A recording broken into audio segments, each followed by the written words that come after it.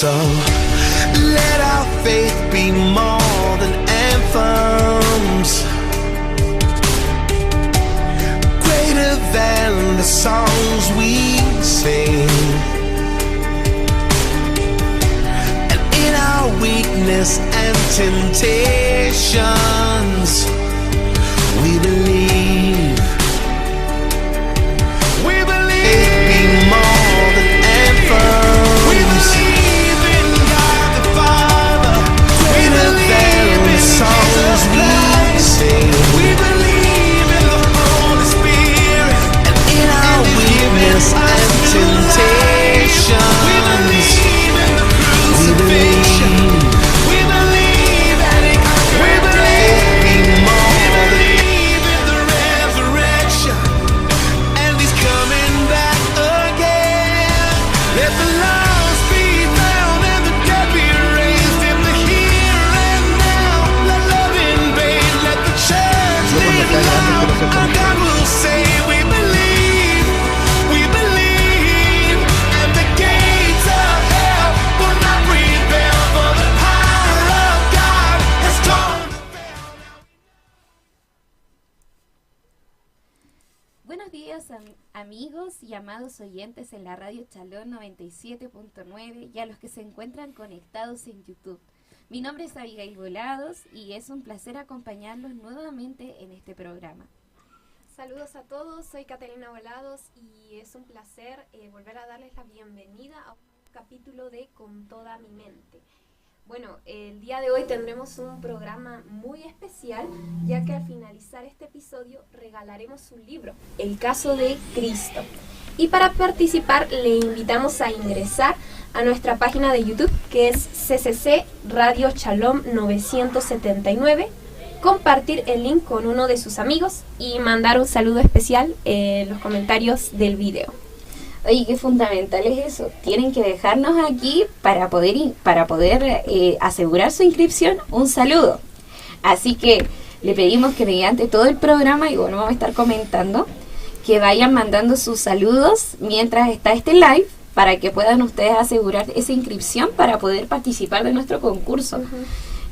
Bueno, el día de hoy tenemos una sorpresa porque tenemos un invitado especial. Así que también le damos la bienvenida aquí a nuestro invitado especial y lo vamos a dejar también para que se presente. Dios les bendiga, es un gusto estar con ustedes y me siento inspirado por ustedes. Yo cuando sea grande quiero ser como ustedes.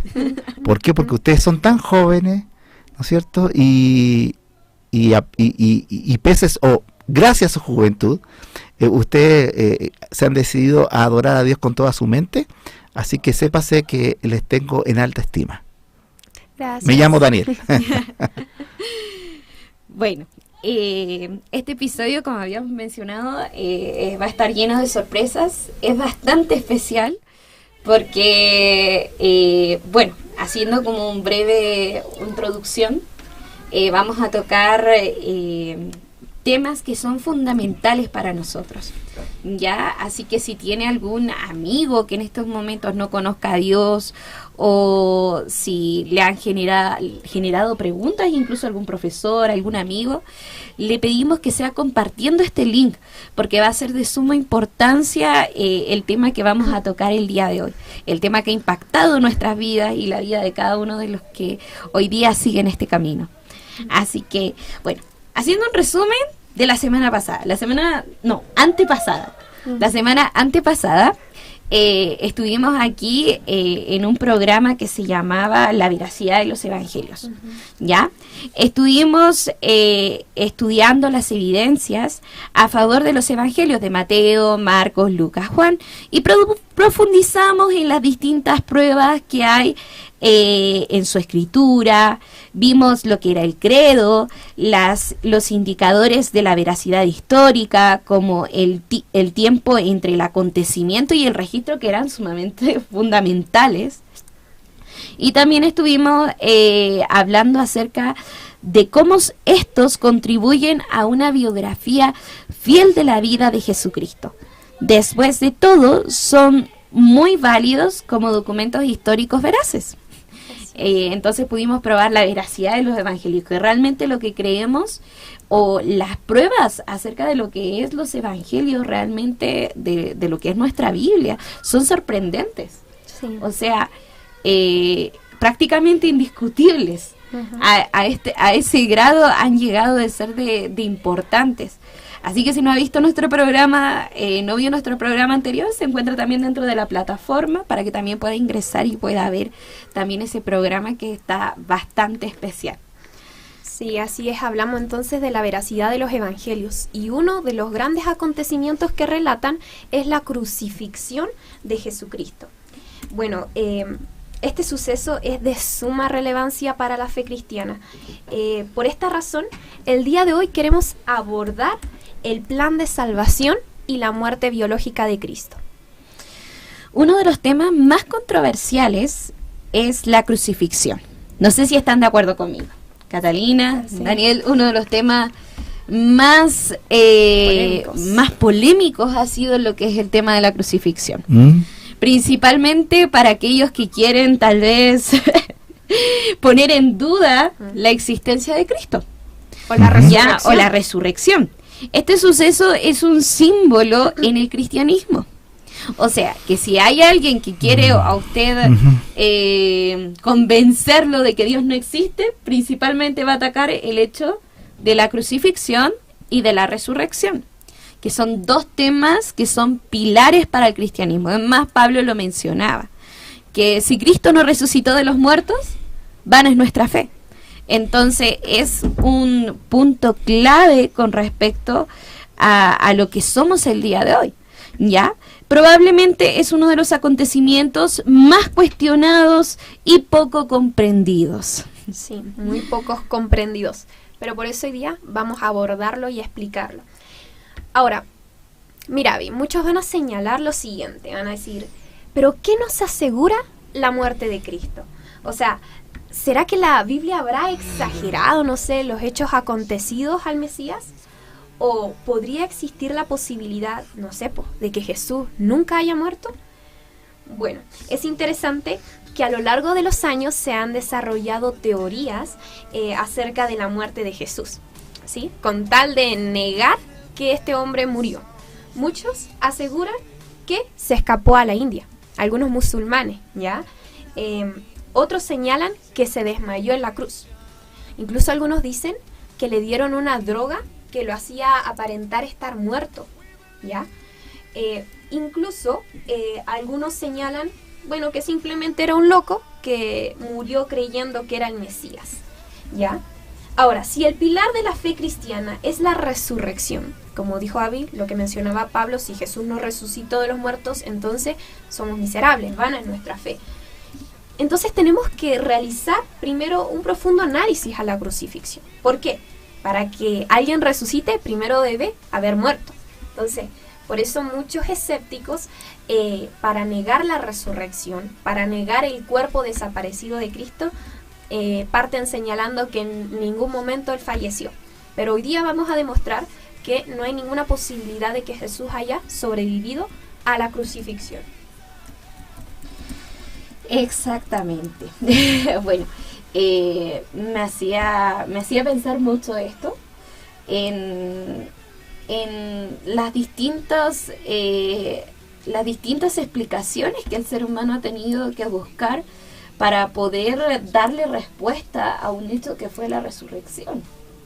Porque muchos dirían inmediatamente al leer leer acerca de la resurrección, dirían, no, esto no es posible, esto es falso, esto fue inventado, esto es un cuento de hadas, porque la gente no resucita en estos tiempos. Lo hablamos creo que en un programa Los también. muertos no resucitan. Los muertos no resucitan.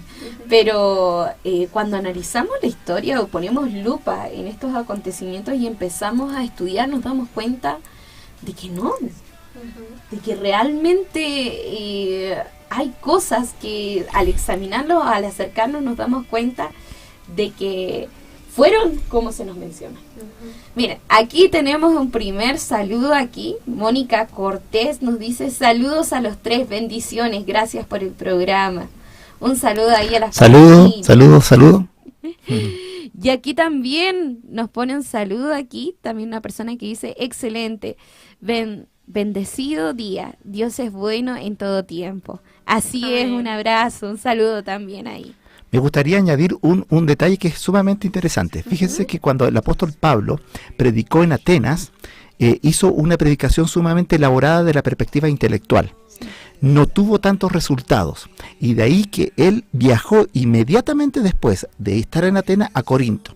Y ahí donde dijo, bueno, voy a ser un poquito más simple, a ver si siendo más simple puedo tener mejores resultados. Y ahí hay un detalle, ¿por qué? Porque escribe en la carta precisamente a los Corintios, en 1 Corintios capítulo 2, versículo 2, fíjese, dice así: pues me propuse no saber entre vosotros cosa alguna, sino Jesucristo y a este crucificado. Es interesante, o sea, como en esta labor de que el apóstol Pablo, ya se lo va a poner sencillo, se lo va a poner resumido, voy a ver, predicar algo básico, algo que es importante, ok, voy a predicar a Cristo y a este crucificado. O sea, para el apóstol Pablo, la temática del día de hoy es básica, es esencial, es importante. Exactamente. Interesante detalle. Interesante detalle. Bueno, recordemos aquí, por favor, que vamos a nuevamente recordar que al final de nuestro programa vamos a tener un concurso. Así que si usted quiere participar de ese concurso, quiere ganarse ese libro que tenemos preparado aquí en el programa, que ya lo tenemos acá, que lo podría retirar incluso hoy día mismo, tiene que por favor mandar un saludo por aquí, por la plataforma en vivo. La página de YouTube usted lo busca como CC3C, ¿ya? CC Shalom 979, ¿ya? Así que le vamos a pedir ahí que vayan ingresando sus saludos para que puedan estar participando en nuestro concurso al final de este programa, ¿ya? Aquí nos dice Anita, aquí llegó un saludo. Catita Lelo, ¿qué dice? Saludos, queridos hermanos, bendiciones. Saludos, amada hermana. Ay, saludo a Anita, un abrazo ahí a la familia, a la bebé, a todos los que se encuentran ahí detrás de pantalla. Ya, vamos entonces a iniciar hoy día nuestro tema. Catalina, ¿con qué tema hoy día vamos a comenzar? Porque nuestro tema principal el día de hoy es hablar acerca del camino de la cruz. Pero antes de llegar ahí, yo sé que tenemos que abarcar un tema importante y fundamental para nosotros. ¿Cuál sería este? El plan de salvación, ya sea usted creyente o no creyente, es importante que lo repasemos, que lo conozcamos, porque así vamos a poder comprender realmente lo que le sucedió a Jesús en su trayecto a la crucifixión. Así que vamos a explicar este plan de salvación que nos ofrece la Biblia, ¿ya? O sea, sin cruz no hay salvación. Eso es lo que de alguna manera, Claro. no es que salimos del tema, sino que es un ingrediente de la salvación. Exacto. Yo quiero ser salvo, o sea, la información aquí. Tú Sí. para ser salvo tiene que pasar un tema de... Hay algo que ver con la Claro, crucifixión. ¿por qué es importante Ya. el hecho de la crucifixión dentro de nuestras vidas? Ya, Porque ok. nosotros podemos, Ya, a ver. claramente... hoy A día- ver, explíquenme todo, que lo quiero saber. Claro, hoy día podríamos hablar de todos los sufrimientos, los padecimientos del Mesías, pero al final de cuentas necesitamos entender qué fue lo que llevó a Jesús a la cruz. Ok, ¿Cuál ya. fue el motivo, la razón, la Exacto. circunstancia? Por eso que vamos a comenzar realizando un análisis del plan de salvación, ya que nos ofrece la Biblia. Esto construirá la base para poder comprender lo que es la crucifixión de Cristo y su necesidad. Así es.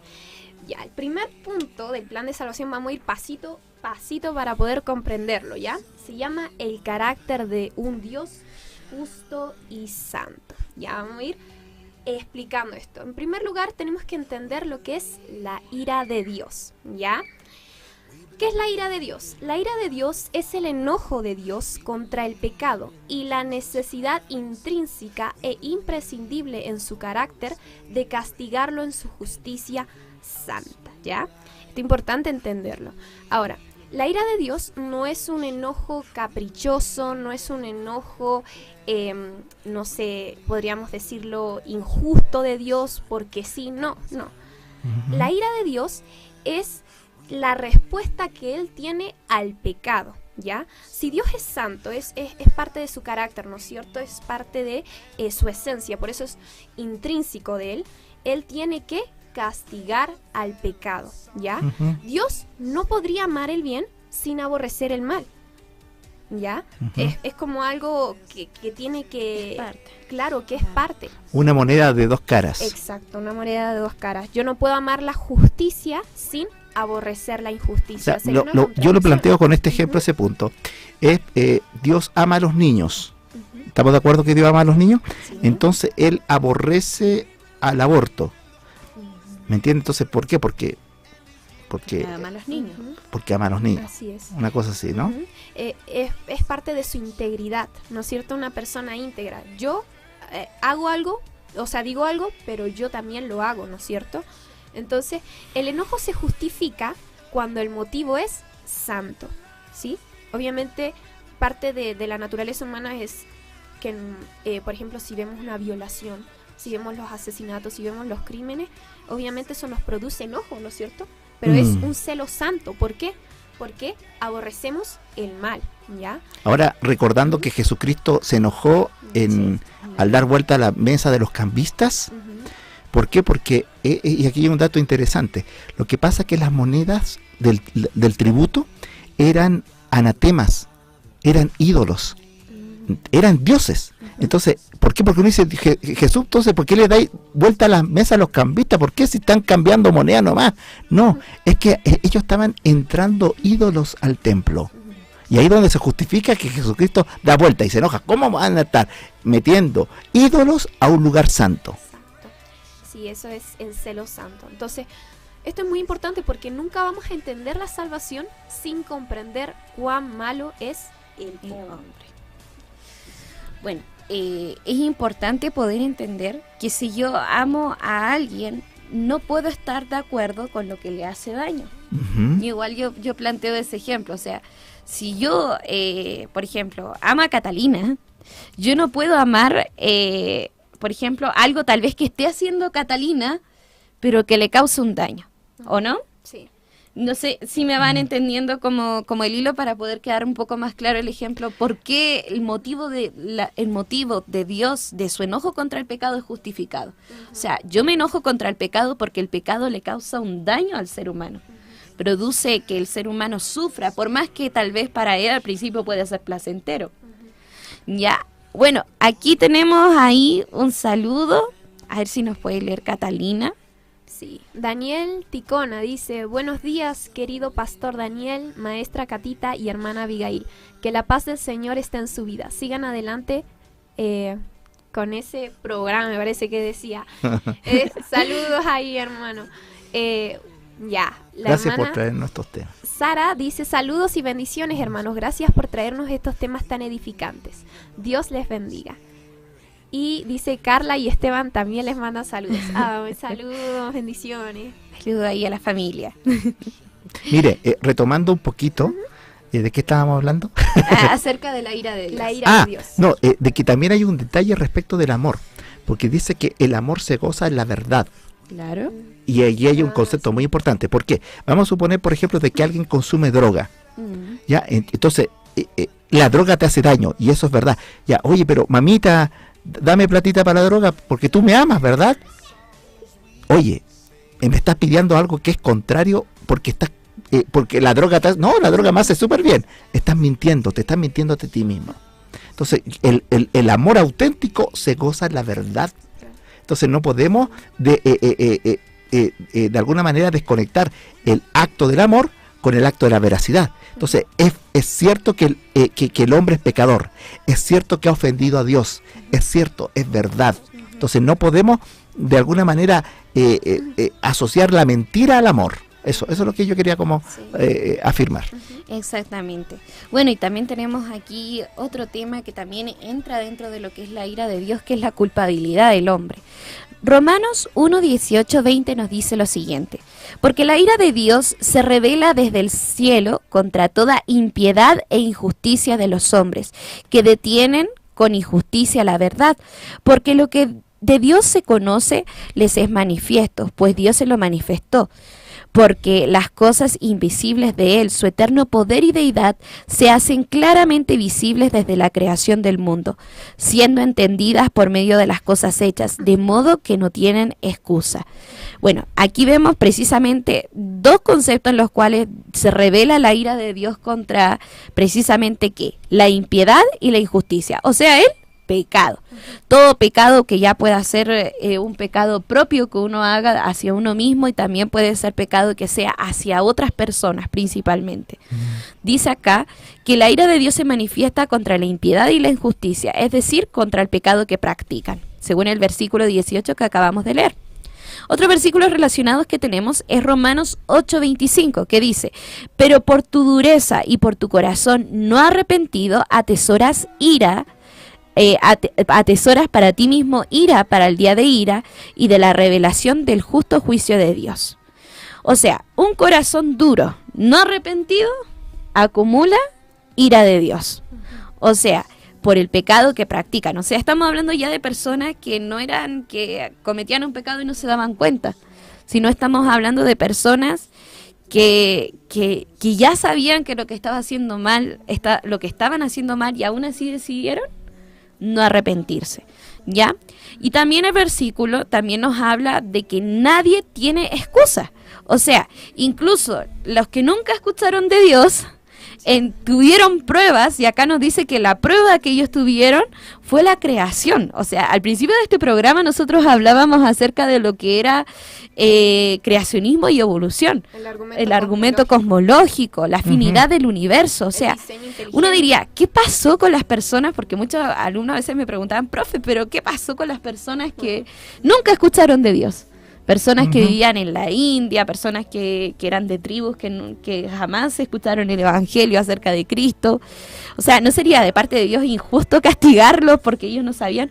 Bueno, habían bastante pruebas. Una de las pruebas que se nos menciona acá es la creación de su poder. Cuando, por ejemplo, estas tribus miraban los cielos, ellos decían, puede ser también la explicación por qué ellos tenían tantos dioses.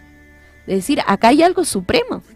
Hay algo que está acá arriba. Yo al mirar la naturaleza, al ver la complejidad, no puedo atribuir esto a la nada. Eso que estás comentando tú, en teología se le llama la revelación general. Sí. La revelación general dice relación con que Dios a través de su naturaleza se revela de una manera u otra, como es creador, ¿no es cierto? La obra habla de alguna manera del creador. Entonces, en tal sentido se presenta a Dios, ¿no es cierto? Para que no tengamos excusa de decir, ¿sabes qué? Yo no conozco. Entonces, serían juzgados conforme este conocimiento general, no específico, ¿no es cierto? Y que está impreso en las conciencias de los hombres. Ahí está conectado. Entonces, esa sería la respuesta para aquellos que dicen, bueno, no tuvieron la oportunidad de conocer el Evangelio, no obstante, van a ser juzgados o justificados por su propia conciencia, conforme a lo que fue revelado a través de la naturaleza. Y ese factor que usted mencionaba es tan importante, que es el tema de la conciencia, porque la conciencia es algo que tiene el ser humano desde que nace. Ese hecho de saber qué está bueno y qué está malo. De hecho, Eclesiastés hablaba acerca de que Dios escribió estas cosas en nuestros corazones, refiriéndose a sus mandatos, a sus mandamientos los escribió, los estampó dentro del ser humano. No, y también, disculpa agregarte algo, y la importancia de este punto que estamos tocando un poquito es entender qué es lo que Dios nos perdona.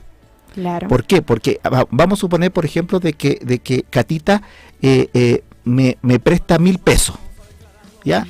Ok. Y Abigail me presta 1,000,000 de pesos. Y a las dos yo no les pago. Y las dos me perdonan la deuda, ¿ya?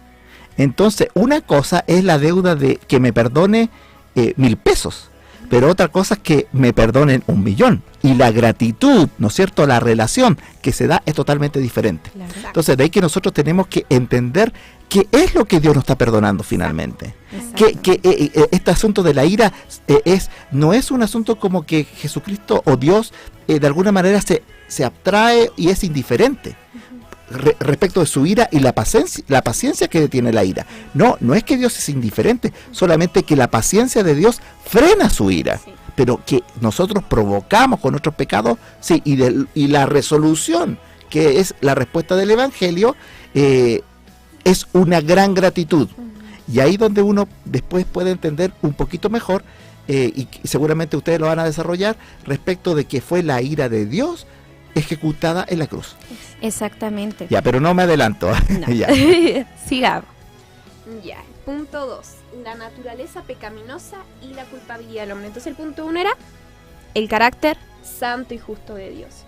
Ya Ya. estoy aprendiendo aquí, carácter santo y justo, ok. Le preguntamos a nuestros oyentes para que ustedes se respondan. ¿Se consideran buenas personas? A ver, hermano. No. ¿No?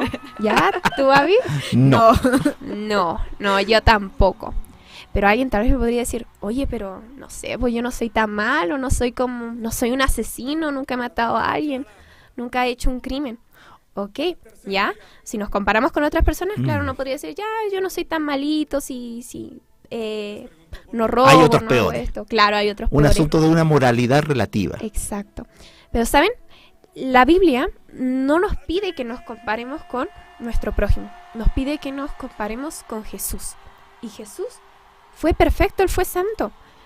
No pecó ni una sola vez. Entonces, cuando nosotros nos miramos y nos comparamos con Jesucristo, con su perfección, empezamos a decir, yo no soy tan buena persona como creía. ¿Cuál es el diagnóstico que hace la Biblia del ser humano? La Biblia dice que absolutamente todos hemos pecado y hemos sido destituidos de la gloria de Dios. ¿Ya? La Biblia no dice, no, si unos sí buscaron a Dios. No, la Biblia dice que todos nos apartamos de Él.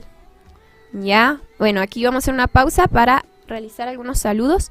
Darien Bello dice, bendiciones hermanos y hermanas, gracias por esta relevante y bonita información. Un saludo para Silvia Quispe Yucra.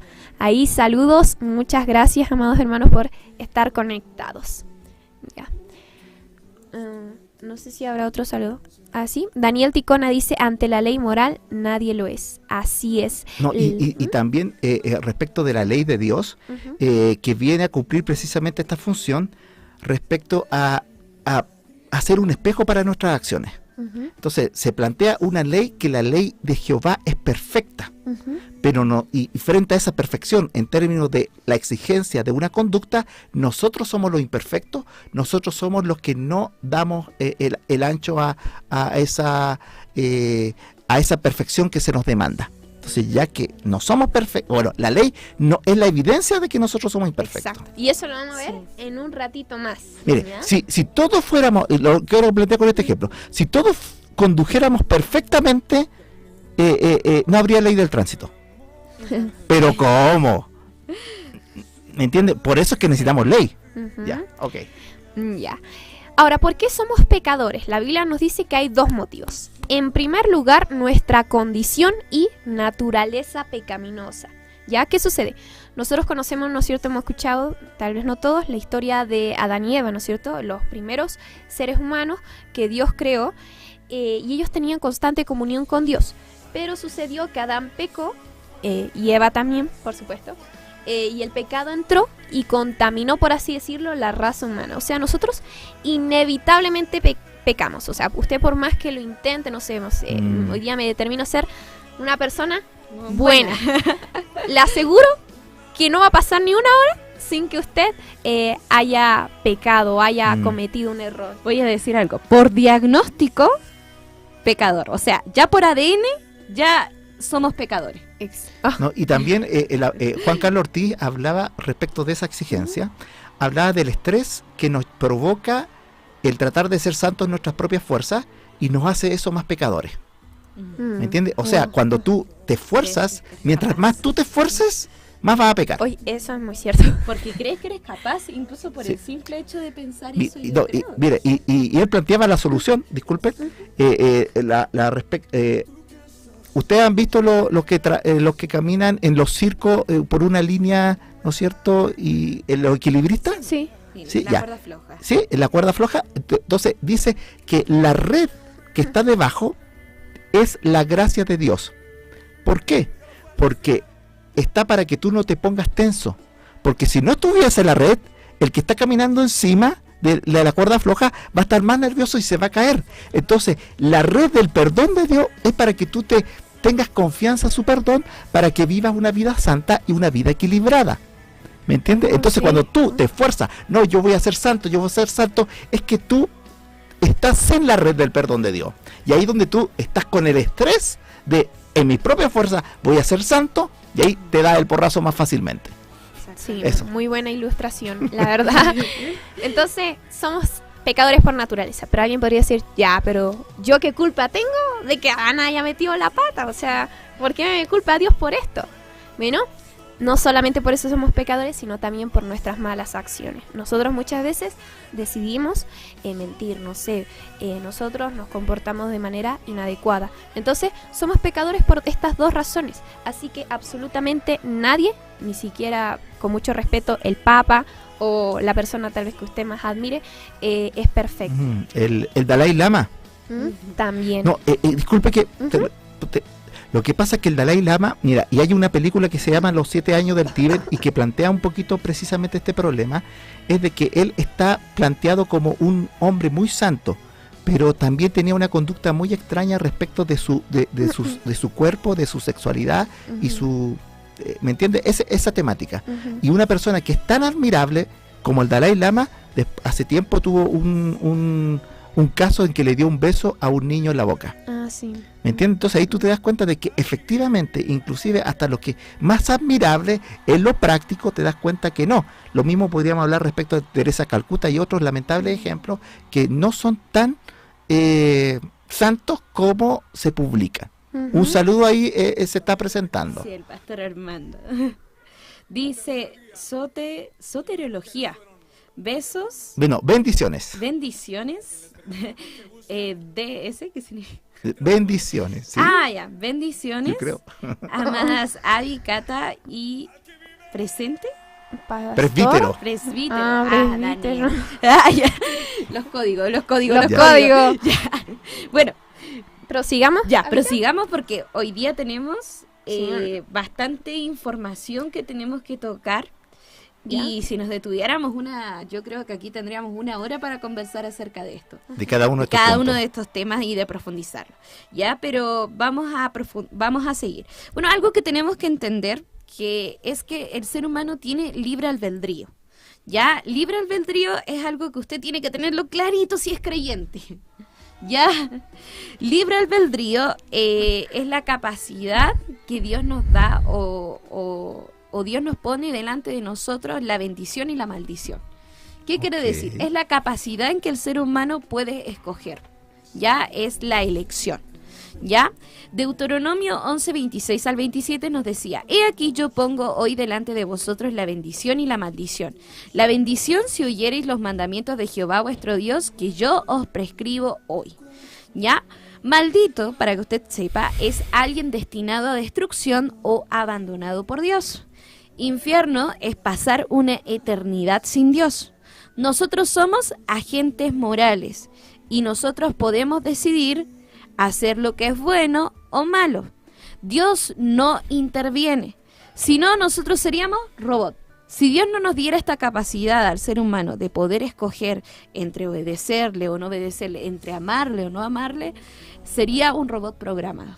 Ahí podríamos decir que Dios es un Dios tirano, porque algunos me dicen, no, es que Dios es un Dios tirano que te obliga a obedecer. No, Dios al ser humano lo crea con esa capacidad, con esa libertad. Ahí es cuando yo entiendo el amor es libre, es una elección. O sea, Dios en todo momento nos dice, yo quiero que te vaya bien. O sea, esta vendría a ser como la explicación, yo quiero que te vaya bien, pero tienes que obedecer. Pero si tú no obedeces, ya es, lamentablemente, es la elección y esto va a llevar a que seas abandonado por Dios. Bueno, yo soy del Team Calvino, por si acaso, soy del otro lado, de que por si acaso, así que ya. esta partecita yo me voy a quedar callado para yo, o si no... Bueno, vamos, existen distintas posturas con respecto. ya. Pero continuemos. Ya, la ley de Dios. Nosotros hemos escuchado acerca de los 10 mandamientos, ¿no es cierto?, que Dios le dio a Moisés en el monte Sinaí. Ahora, tenemos que entender parte de la terminología que había estado hablando, infierno, maldito, es importante entenderlo para comprender un poco más la salvación, es que pecado significa fallar el blanco. ¿Y cuál es el blanco? Hacer la voluntad de Dios. Entonces cuando uno peca, ¿qué está haciendo? No cumpliendo con lo que Dios nos ha pedido. Santiago 2:10 dice, porque cualquiera que guardare toda la ley, pero ofendiere en un punto, se hace culpable de todos. O sea, yo puedo decir, no, yo obedezco a mi mamá, yo amo a mi prójimo, etcétera, etcétera. Pero si yo no guardo un solo mandamiento, ya me hago culpable de todos. Y no hay ni siquiera un solo ser humano que haya podido completar toda la ley, excepto uno, por supuesto que es Jesucristo, ¿no es cierto? Entonces Dios a través de los mandamientos, Él jamás los puso con la intención de que nosotros los cumpliéramos, sino que Él buscaba hacernos entender que por más que lo intentáramos, no podríamos jamás cumplirlos a la perfección. O sea, el propósito de la ley de Dios era mostrarnos nuestra condición y nuestra necesidad de Él. Ya. Y en el año 33 después de Cristo, dentro de lo que más o menos se calcula, porque existen también diversas opiniones, aparece lo que es las buenas noticias. La deuda ha sido pagada. Hasta este entonces el ser humano era culpable del pecado, estaba en deuda con Dios. Al no cumplir la ley a la perfección, su destino era directamente el infierno. Sí. La separación de Dios. Y añadiendo algo, Romanos dice que la paga del pecado es la muerte. Entonces era algo que nosotros merecíamos. Pregunta, entre paréntesis, están preguntando cuándo enviarán el código Kahoot para concursar. Al final del programa. Quédese hasta el Tiene que final. quedarse hasta el final del programa. Ok, ya. Y para poder también saber las respuestas tiene que estar dentro del programa. Entonces, Claro, al final, escucha con atento atención. que hay que participar. Sí, por eso que les decimos, si usted quiere participar, tiene que mandar un saludo mientras estemos en este live para poder asegurar su cupo para la participación del concurso al fin. ¿Ya? Ya. Bueno, ¿cuáles fueron las buenas noticias? Mm. Un hombre ha cumplido la ley, los 10 mandamientos a la perfección, pero de manera inesperada se ha ofrecido a pagar la deuda de toda la raza humana. Según sus propias palabras, lo ha hecho por amor. Así es. El inocente por los culpables. Como lo mencionaba en el pastor Daniel, el lugar donde se manifestó la máxima ira de Dios fue en la cruz, ¿ya? Ahí la ira que nosotros merecíamos recibir, la justa ira de Dios, la recibió Jesucristo. Cuando Jesús decía, Padre, perdónalos, porque no saben lo que hacen, se manifestaba el amor de Dios. Entonces en Cristo, Dios depositó la ira y la culpa de nuestros pecados. El Padre abandonó al Hijo. Recordamos que maldito significa abandonado por Dios, ¿no es cierto? O destinado a la destrucción. Y Pablo nos menciona en sus cartas que Jesucristo se hizo maldito por nosotros. Nosotros merecíamos ese castigo, pero Él moría por nosotros. Moría Él justo por los injustos, el inocente por los culpables. Y ese es el maravilloso plan de salvación que nos ofrece la Biblia. Y es interesante poder poner a reflexionar en esto. Hoy día vemos una sociedad terrible. Yo diría, si yo hubiese sido Dios, no mando a mi hijo. O sea, yo digo, hasta la misma naturaleza uno diría, estaría mejor sin nosotros. Sí. ¿Para qué andamos con cosas? El ser humano con su orgullo, su testarudez, con la maldad que hoy día vemos.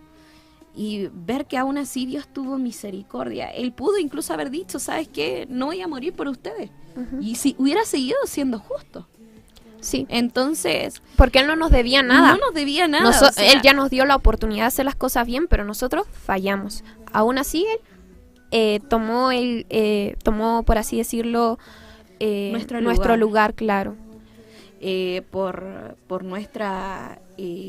por nuestras mentiras, por nuestro orgullo, por nuestra testarudez, nuestros propios pleitos.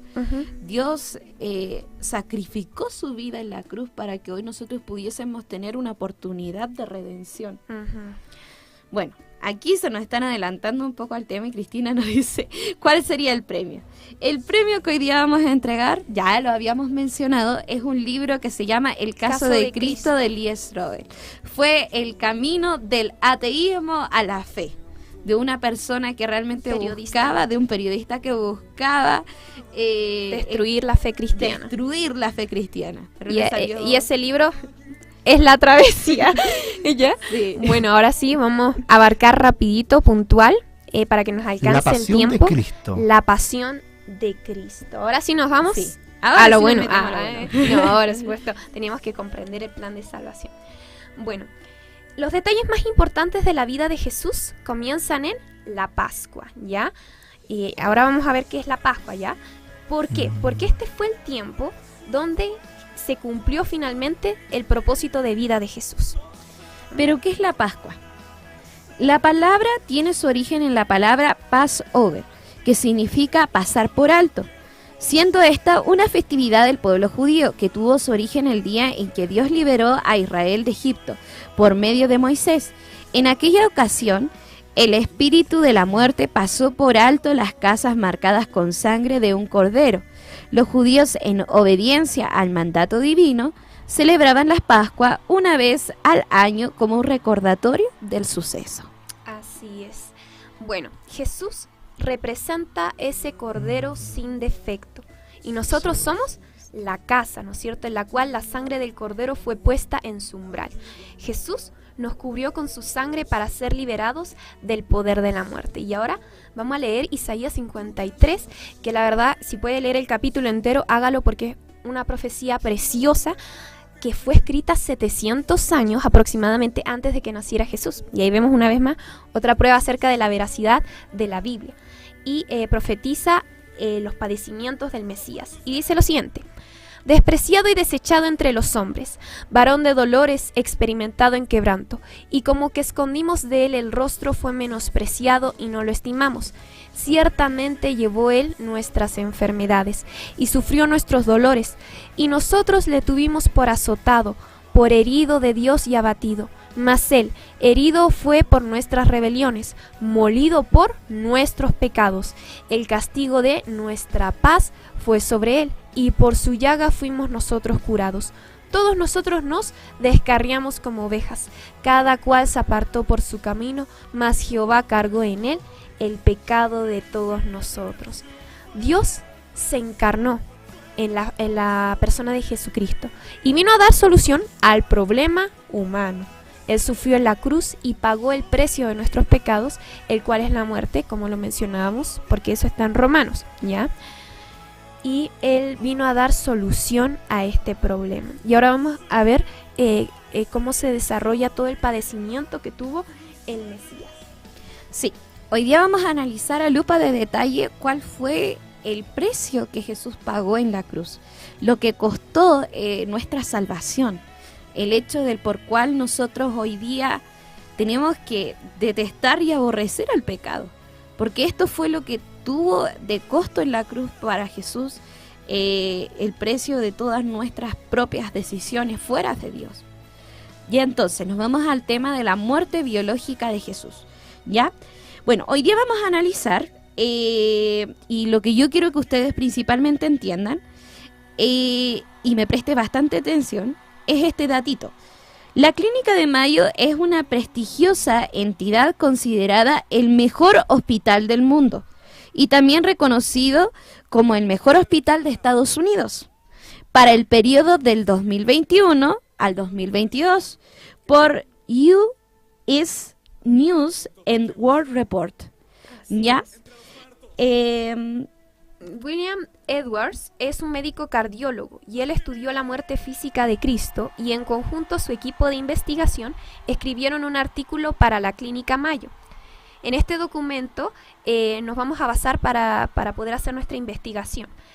Ahora, es importante mencionar que en el diario de esta Asociación Médica Norteamericana solo se publican hechos comprobados, así que es muy interesante.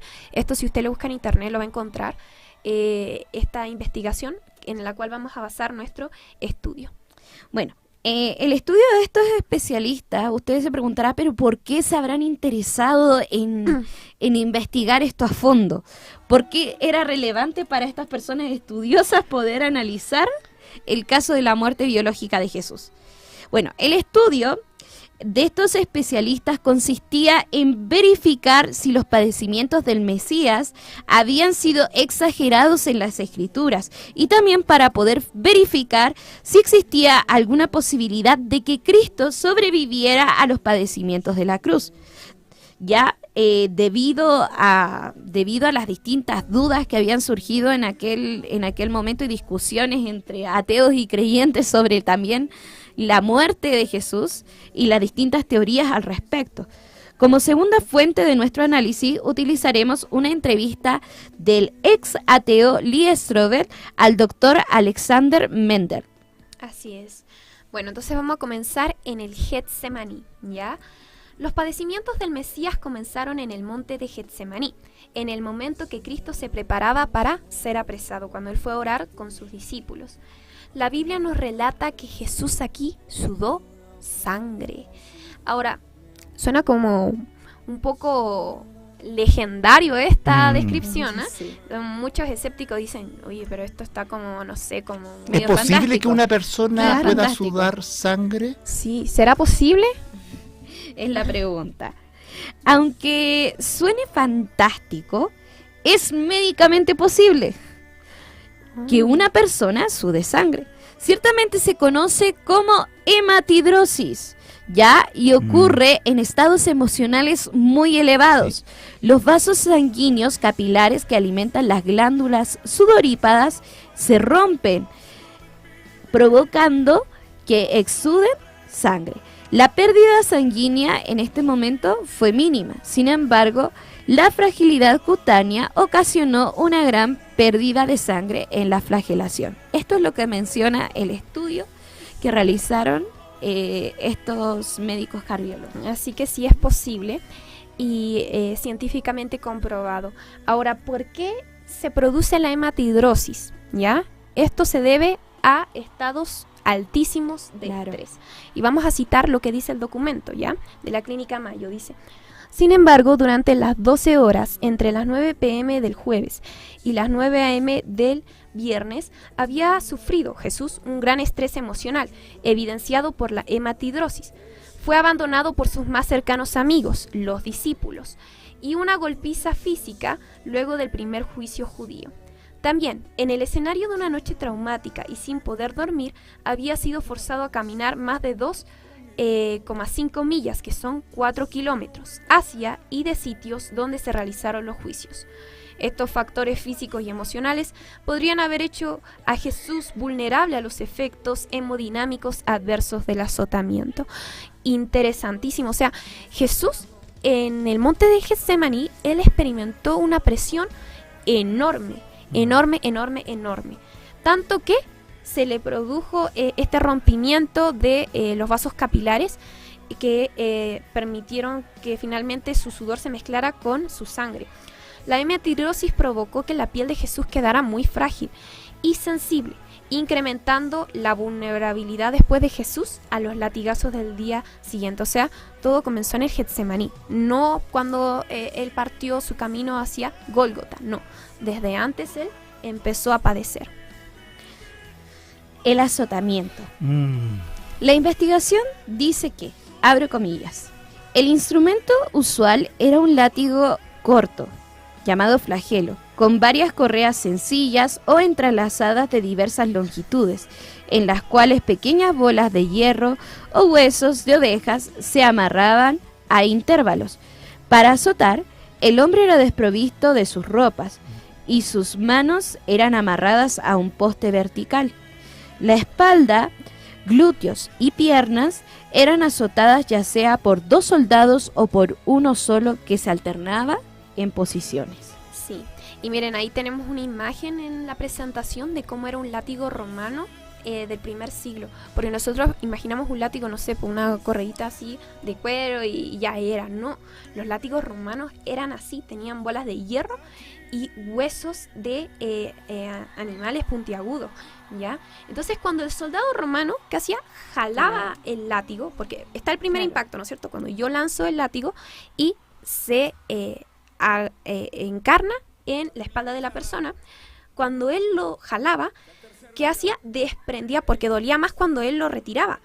porque desprendía todos los tejidos subcutáneos del pecho, o sea, la piel, y de la espalda de la víctima. ¿Saben? Jesús no fue debilitado con un latigazo, porque yo creo que con un latigazo uno queda mal. Es más, haciendo un paréntesis, el actor que hizo la película La Pasión de Cristo. Javier. Sí, Cabeza. él, Caviezel, ¿Mm? sí, él dijo que ocurrió un accidente. Él le llegó una... Él pidió. No, Sí, yo. fue un accidente porque estaba en una plataforma Ya. y estos soldados que eran los que hacían los actores no hablaban el idioma de él, pues y ellos entendieron que tenía que lanzar la pelota. Ellos le dijeron ¿La como pelota? o sea, el lanzar el látigo como si estuvieran lanzando una pelota de estas de ¿cómo se llama esto? ¿De béisbol? De béisbol. Pero Ya, allí con ellos fuerza. no conocían lo que era el béisbol. Entonces la lanzaron como cricket, algo así había mencionado. ok. Entonces cuando lanzaron El látigo. látigo tenían que pegar una plataforma.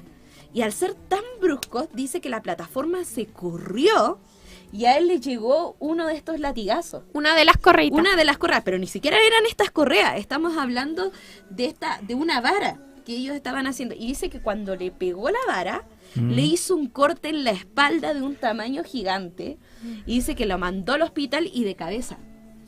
Él dijo que fue el caso de, o sea, esta película para él fue clave para su conversión. Porque él dijo que realmente todo lo que permitió Dios lo hizo recapacitar en todo lo que había sido. O sea, él no pudo soportar uno.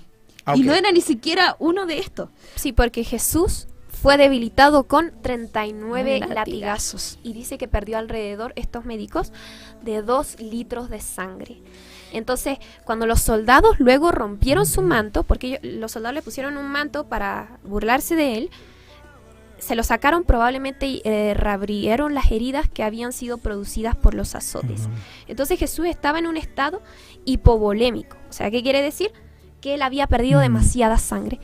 Y el cuerpo necesitaba reponer ese volumen de sangre perdido. Por eso Jesús empezó a tener sed. O sea, Entonces, cuando dijo tengo sed. estamos hablando de que el registro que realizaron estos evangelistas es muy verídico, Claro. ¿ya? ¿Cómo ellos iban a saber este tema de lo que pasaba médicamente en Jesús? O detalles de las claves de la palabra que Jesús dijo tengo sed. Sí, claro, no eran tengo sed. médicos, sino eran personas estudiosas en lo que era el tema. Estamos hablando que estos golpes no tan solo producían un golpe y estos golpes producían moretones y hematomas. Y al realizar el golpe abría inmediatamente la piel y después venía que esto se enganchaba alrededor de la víctima y sacaba pedazos carne y de de piel, piel. de carne, arrasaba con todo. O sea, lo que vemos en la Pasión de Cristo, y yo le decía a Cata la otra vez, era como algo muy similar a lo que realmente sucedió. Obviamente que no es comparable a lo que también describen los investigadores. Porque miren, Lee Strobel durante su investigación menciona que un médico estudió las golpizas romanas y escribió lo siguiente. Abro comillas, dice, mientras continuaba la flagelación, las laceraciones rasgaban hasta los músculos y producían jirones temblorosos de carne sangrante. Un historiador del siglo III, llamado Eusebio, describió una flagelación de la siguiente manera. Las venas de la víctima quedaban al descubierto, y los mismos músculos, tendones y las entrañas quedaban abiertos y expuestos. O sea, un latigazo prácticamente arrancaba la piel de la víctima. Y todas sus, como él decía, incluso hasta algunos se les llegaban a ver las entrañas. O sea, así de terrible era el azotamiento. ¿Ya? Exactamente. Y aquí pasamos a lo que es la crucifixión. Recién. Sí. Recién a la crucifixión. Porque el sufrimiento no empezó cuando a Jesús lo clavaron. Lo clavaron. Empezó Comenzó mucho antes. Ahora, sin considerar otro asunto teológico, a lo anterior es que Jesucristo es todo Dios y Él también fue torturado como Dios. Ujú. O sea, Él ni siquiera todo lo que vamos a ver hasta este momento se da a referir solamente al sufrimiento, o hasta lo que se ha visto hasta este momento, al sufrimiento de Cristo como hombre. Ujú. Pero Él es Dios y también sufrió como Dios. Ujú. Y ahí solamente Dios puede entender eso. O sea, ya. Ujú. Exactamente. La crucifixión. Seguimos con el documento que Médico. estaba médico que estaba Perspectiva analizando. médica. Abro comillas. A pesar de que los romanos no inventaron la crucifixión, la perfeccionaron como una forma de tortura que fue diseñada para producir una muerte lenta con el máximo dolor y sufrimiento. Era uno de los más vergonzosos y crueles métodos de ejecución y usualmente reservado únicamente para los esclavos, extranjeros, revolucionarios y los más viles criminales. Cierro comillas. Cuando crucificaron a Jesús, sus brazos debieron haberse dislocado, alrededor de 15 centímetros de largo, y ambos hombros estaban fuera de lugar. Esto cumplió la profecía del Salmo 22 que predijo la crucifixión, cientos de años antes, cuando dijo: dislocados están todos mis huesos. Así es. Sí, porque por el tema del mango de la cruz, incluso los brazos muchas veces no alcanzaban, entonces tenían que ser estirados, y al ser estirados terminaban siendo dislocados los hombros, ¿ya? Ahora los clavos, ¿ya? Los clavos eran aproximadamente de 13 a 18 centímetros de largo y tenían 1 centímetro de ancho. Estos fueron colocados en el hueso radio y en los huesos del carpo, que son las muñecas. Porque muchas veces nosotros pensamos que la crucifixión a Jesús le pusieron los clavos en las palmas, ¿ya? Pero no, fueron colocados en las muñecas. ¿Por qué? Porque si se los ponían en las palmas, el peso del cuerpo era tanto que no iba a soportar en la cruz, sino que se iba a caer, ¿ya? Se desgarraba la palma. Claro. Ahora, muchos dirán, pero los evangelios nos dicen que Tomás, ¿no es cierto?, le miró las manos a Cristo, ¿no es cierto? Entonces parece que estuvieran le pusieron los clavos en la palma, ¿no es una contradicción? No. Lo que pasa es que en este tiempo la parte de la mano también consideraba la muñeca, y por eso se expresó así en los evangelios, ¿ya? Pero probablemente se los pusieron en las muñecas. Ahora, esto produjo un daño al periósteo, ¿ya? Que es una membrana que cubre los huesos. Y esto era muy doloroso, ¿ya? Los clavos seguramente le cortaron el nervio mediano y Jesús probablemente tuvo parálisis en las manos y en los pies. Para que usted se haga una idea del dolor. No sé si, me imagino que sí, alguna vez nosotros nos hemos pegado con el codo en un mueble, ¿no es cierto? O con... no sé, ha sido como nos pegamos aquí en este nervio. Se produce un dolor. Una corriente, un dolor. Exacto, y es como súper doloroso. Ahora imagínense que yo tomo unas pinzas y presiono este nervio y lo trituro. Algo así experimentó Jesús cuando le pusieron los clavos, ¿ya? Los clavos atravesaron los nervios medianos y para tal dolor insoportable hasta incluso se tuvo que inventar una nueva palabra. O sea, literalmente no habían palabras para poder describir el dolor experimentado en la crucifixión. Y esta palabra es excruciante, que significa de la cruz, ¿ya? Durante la crucifixión, uno de los mayores inconvenientes fue una marcada interferencia en la respiración normal, la presión de los músculos y en el diafragma. En el diafragma pone el pecho en posición de inhalación. Para que Jesús exhalara tenía que subir su cuerpo con los pies. Para poder explicar esto mejor, al estar dislocados sus hombros, Jesús quedó en una posición de inhalación. Sí, en la cruz. Entonces, él para poder respirar, él tenía que levantar su cuerpo hacia arriba y hacia abajo. Entonces, ya al tener una parálisis, usted ve, ya tengo una parálisis en las manos y en las pies, más encima, todos los nervios contraídos. Él hacer esta posición, rasgaba sus pies, o sea, tenía que hacer que este clavo rasgara aún más su pie, donde había sido puesto el clavo, y aparte también su espalda también se rozaba con lo que era el madero, y también donde había recibido los latigazos. Y le producía un dolor que era continuo. Entonces, después de arreglárselas para exhalar, podía relajarse y descender para inhalar otra bocada de aire. Entonces, ¿qué fue lo que él empezó a hacer? Él empezó a respirar de manera superficial. ¿Ya? Este constante movimiento, como yo decía, no solamente producía una respiración superficial, sino que también le lastimaba cada vez que lo intentaba hacer.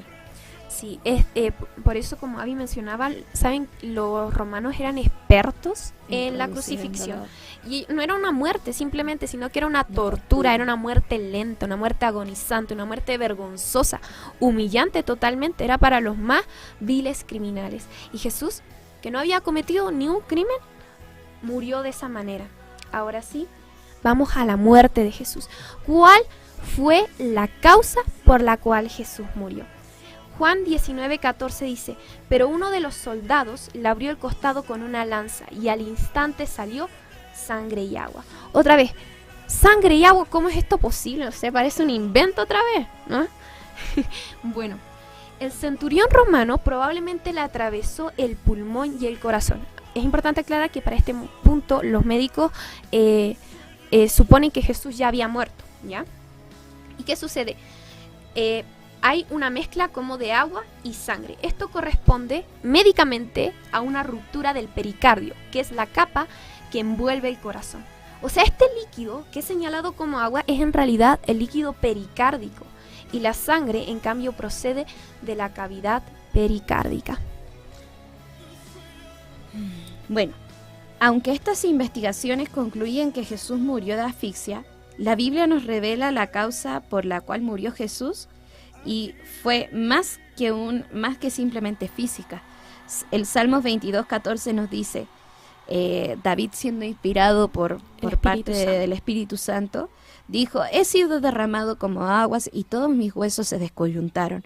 Mi corazón fue como cera derritiéndose en medio de mis entrañas. Si pudiésemos decirlo en una palabra, sería: a Cristo le explotó el corazón. Sí. Es bastante impactante la muerte de Cristo, ¿sí? Cristina dice, Mateo 26:38, entonces Jesús les dijo: mi alma está muy triste hasta la muerte. Jesús dijo eso en el Getsemaní. O sea, no solamente le experimentó un dolor físico, horriblemente físico, sino también una presión psicológica, ansiedad. Él tenía, podríamos decir, hasta incluso depresión. Él estaba muy mal, y también un dolor moral. ¿Por qué? Porque precisamente el Salmo 22, o sea, y por lo que hemos estudiado, lo que le quitó a la vida a Jesús fue el pecado. Jesús murió por un dolor moral cuando tus pecados y los míos fueron colocados sobre él, ¿ya? Ahora, la pregunta es, ¿por qué Jesús, siendo inocente, pudiendo haberse defendido, sufrió de esa manera tan dolorosa? La respuesta está en Juan 3:16, que dice: porque de tal manera amó Dios al mundo, que ha dado su Hijo unigénito, para que todo aquel que en Él cree no se pierda, mas tenga vida eterna. ¿Por qué Jesús sufrió? Lo hizo por amor. Ninguna persona, en sus 5 sentidos, sufre una tortura de tal grado, y aún pudiendo haberse defendido, pero Él lo hizo. Y la Biblia dice que lo hizo por amor. Entonces nos damos cuenta que el amor de Dios es sumamente profundo. Y Dios se encarnó en Jesús, pagó nuestros pecados para que nosotros tuviéramos paz con Él. Dios nos ama tanto que estuvo dispuesto a callar como un corderito y a pasar por todo esto para que hoy fue alejado del Padre, se alejó del Padre. En ese momento fue abandonado para que nosotros pudiésemos ser acercados. Recibió la ira para que nosotros pudiésemos ser perdonados y para que hoy día a día nosotros pudiésemos estar junto a Él. Amén. Para que pudiese existir esa cercanía. Así que, bueno, esta es la conclusión de nuestro episodio. Y nos gustaría poder compartirles un video, ya que hemos reflexionado más o menos cuál fue la tortura de Cristo en la cruz, en la cual es más de lo que usted va a ver. Pero quiero que reflexionemos en esto. ¿Cuál fue el precio de mis pecados? De aquellos pecados incluso que yo lucho hasta el día de hoy. Incluso de aquellos que me cuesta abandonar.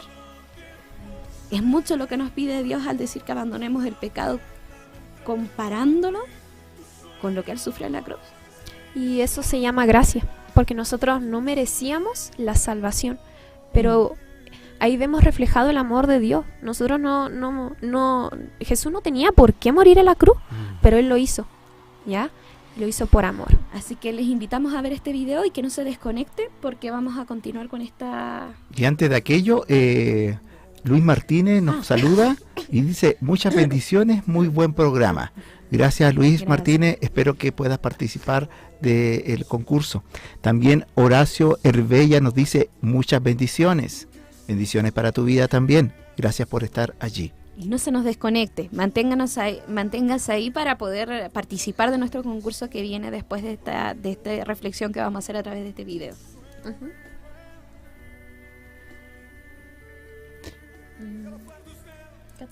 Gracias. Si la pueden poner en grande. Sí, la pueden poner en pantalla grande, por favor. Bien. Ya, por mientras... Ah, ya. Antes entonces de ver este video, vamos entonces a irnos al concurso. Ah, explicar el concurso. Ya. Cata, dale